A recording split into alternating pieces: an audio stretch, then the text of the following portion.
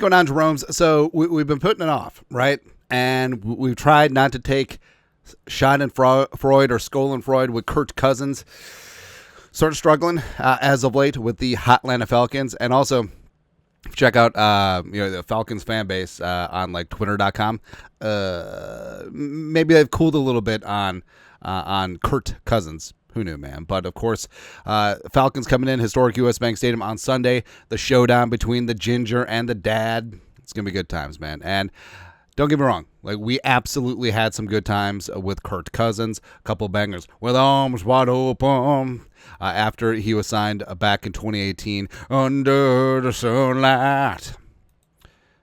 Pretty Ricky Spielman trying to capitalize on the success of the Vikings had in 2017, deciding not to bring back Case Keenum, deciding not to bring back Teddy Bridgewater, deciding not to bring back Slinging Sam Bradford, nailed it, but instead giving Kirk Cousins the 3-year, $84 million fully guaranteed, welcome to this place, I'll show you wherever I am. Right, and he was supposed to be the missing piece, right? It was supposed to be Kirk Cousins at the helm with Norv and company, and I don't know, just didn't work out. 6 seasons and 4 with Zimmer. Zimmer and Cousins were never on the same page, but every single year we were hopeful. This is the year that Kirk Cousins makes that next step, and he avoids the Kirk locker, and you Kirk around and find out. Frick around and find out, pardon my French. And the Tim Pot Pizza Ranch dictator was going to bring the Vikings the first of 12 Jerome Bardys in the next 10 years. And like we said, we had some fun. We had a lot of fun. Plus, I love how Kirk Cousins was embraced as like the dad joke all over. And, of course, him sipping on some Gatorade, during the historic comeback win, and the Netflix documentary. You got to see some insight into his life, and he was really adopted as the Coles Cash dad, and it's hip to be square sort of situation. And of course, all the stories, Kirk Cousins and his van, and then his van got what happened to his van? Like it was in a body shop lot, and it got hit by a phone pole or something like that. I don't know, but Kurt, of course, with the Kirk Hart thing, and with the pregame speeches, firing everyone up. Diggs is just fully amused by Kurt, and his voice cracking. You didn't like that.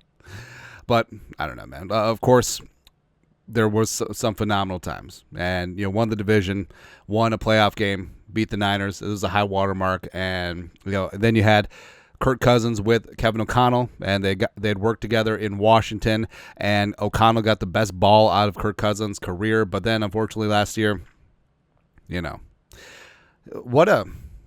really unfortunate because Kurt and the Vikings were really starting to find a groove, and even with Jefferson out with that hamstring, really getting going, Addison was starting to light things up, and you wonder what would have happened. So, say Kurt didn't have the Achilles injury and then just plays well, Pro Bowl adjacent type level. Vikings win double-digit games. Is he back? I don't know. But, of course, Kurt, with the injury, decided to move on to the hot Atlanta Falcons, became the Tim Pot Waffle House dictator instead, and signing that 4-year, $180 million deal with $100 million guaranteed.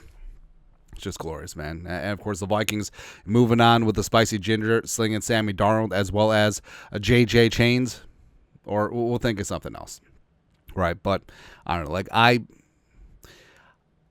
still enjoy the good memories that we had with Kirk Cousins, and it's something where you get out of a long-term relationship, and then all of a sudden you take a step back, and it's like, oh, that's when everyone else was saying, oh, we should have moved on years ago. Oh, this, that, and the other thing. But, always respect Kurt as a person. Love the family as well. They made a business decision. Yeah. Did you know that Julie's from Georgia? Yeah.